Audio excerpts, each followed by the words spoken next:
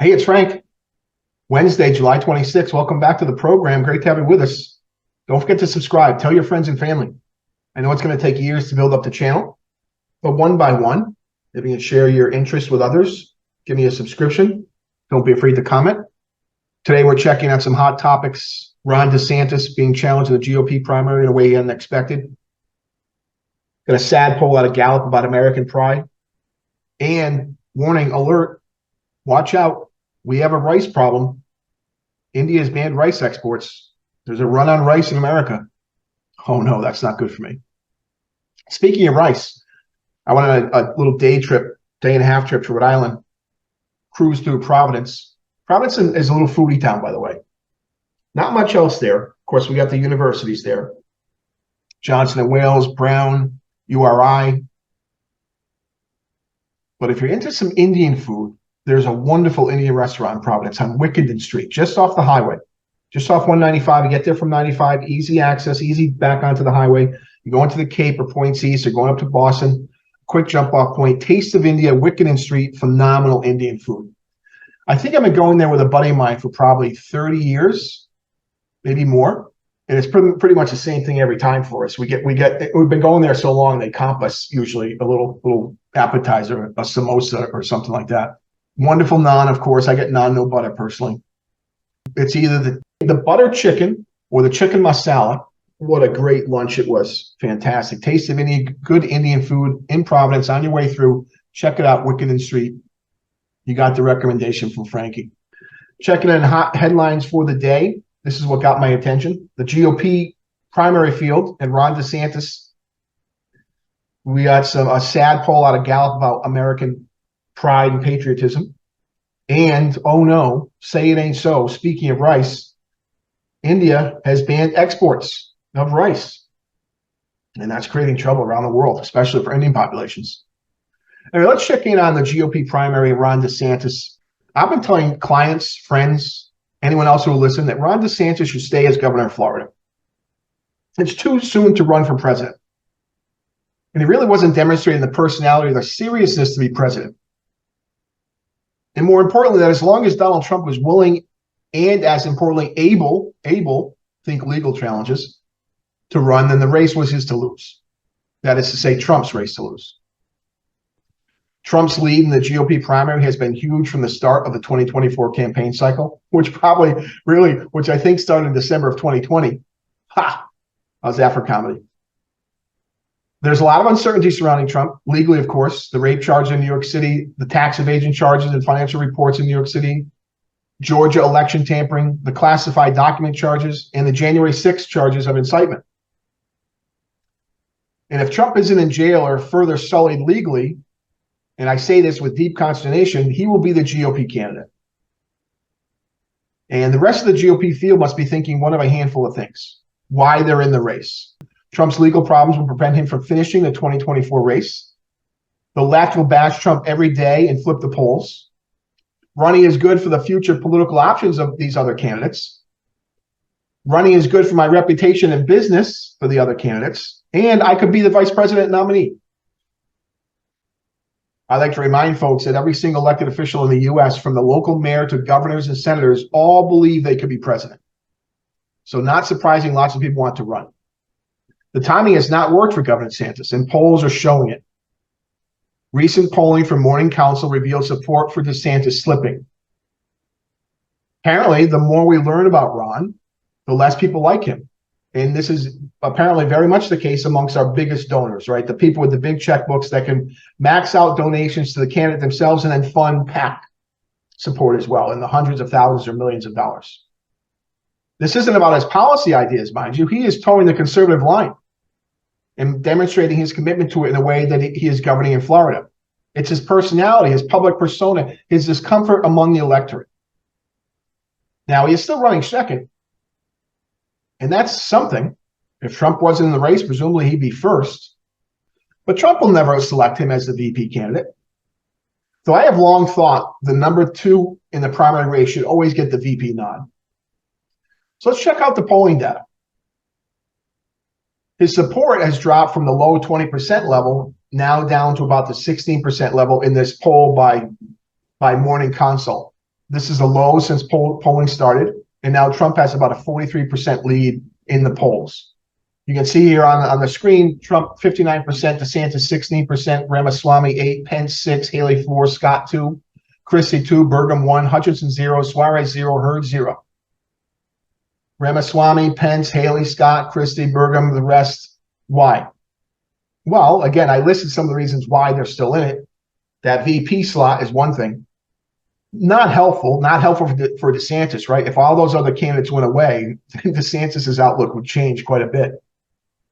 Trump went up, DeSantis down, Ramaswamy about the same, Pence down, Haley about the same, Scott about the same, Christie about the same, Burgum about the same, and the others, of course, they have no shot. We can see in the Real Clear Politics polls as well that DeSantis is about the same way. You can see in the Monmouth poll, DeSantis polls at 22%. In the AG National Research poll, DeSantis is at 15%. And again, the Morning Consult, which I just referenced, DeSantis at 16%. So I would encourage Ron to think about, rather than further sullying his reputation, that he save himself. Save himself until 2028 at the earliest. Timing is critical in politics. And unfortunately for Ron, Trump is still engaged. And I said on the show before, I wish Trump was not running, and that would really change the outlook for DeSantis, but such is the case. Ron, you're not going to be the VP candidate.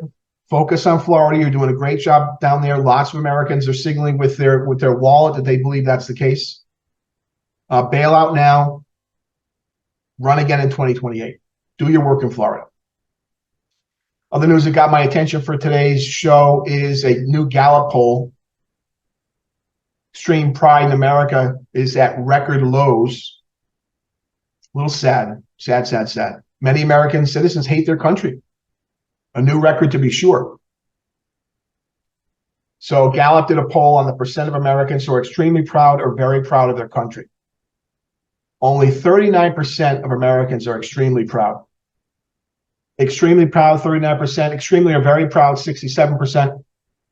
That's something, but you can see the poll only goes back to 2001, but we could probably extrapolate these lines back to the 1950s, 40s, and those numbers would be in the high 80s-ish. Combine that 67% of extremely very proud. Doesn't sound so bad, again, until you realize what the past was. And when we look at these polls, when we break them down a little bit by party, no big surprises. Republicans are extremely proud to a higher degree than independents or Democrats. Democrats really are down on America in a variety of ways. And we can also see by age group, we can see amongst all three demographic groups, Republicans, independents, and Democrats, very low support. Look at that. For 18 to 34 for Democrats, 12%. Now that's our public education system.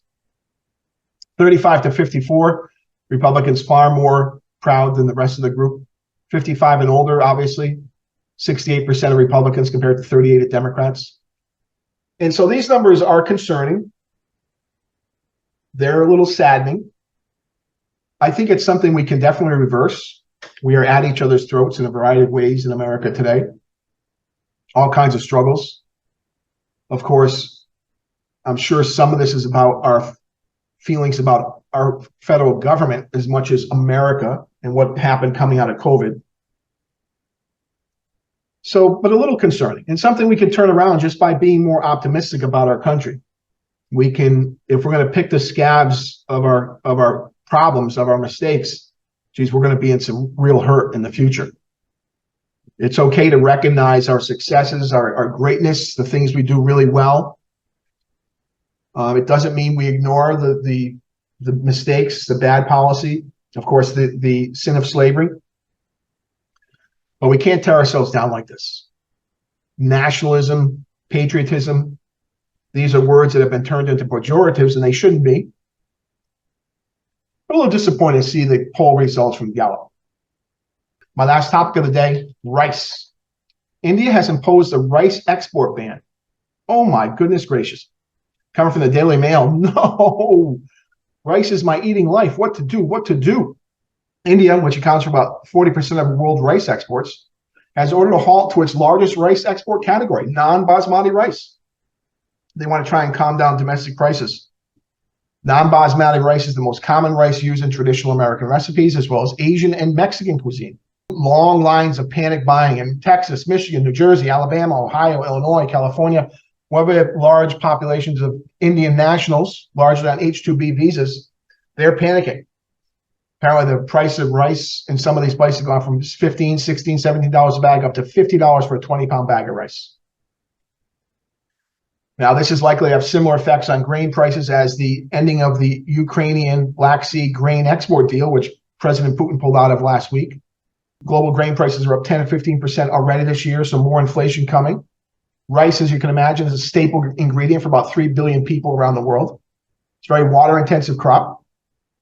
But heavy rains in the north of India over the past few weeks has really damaged the newly planted crop. These paddy fields have been submerged for a long time, weeks, destroying the seeds, forcing farmers to wait for the water to go down before they can replant. And in other areas, there's some droughts. Not surprisingly, when you impose restrictions and cause prices to rise, that should incentivize others to grow more rice. So rice cultivation should rise. But nonetheless, planting for the season about 6% down from the prior year. And so in order to calm markets domestically and ensure enough rice for the domestic markets, India has imposed this ban. In addition, they've extended a ban on wheat exports as well. And that was started in September of 2022. They've expanded that, and they've capped sugar exports. So India is hoarding lots of agricultural products, boosting prices. But this one about rice, oh no, say it ain't so. Don't forget today, Wednesday, July 26th, we have the FOMC meeting concluding at 2 p.m. today. The Federal Open Market Committee expected to raise the federal funds rate 25 basis points to 5.5%. All right, that's all I have for you today. I'm Frank. Always try to buy American.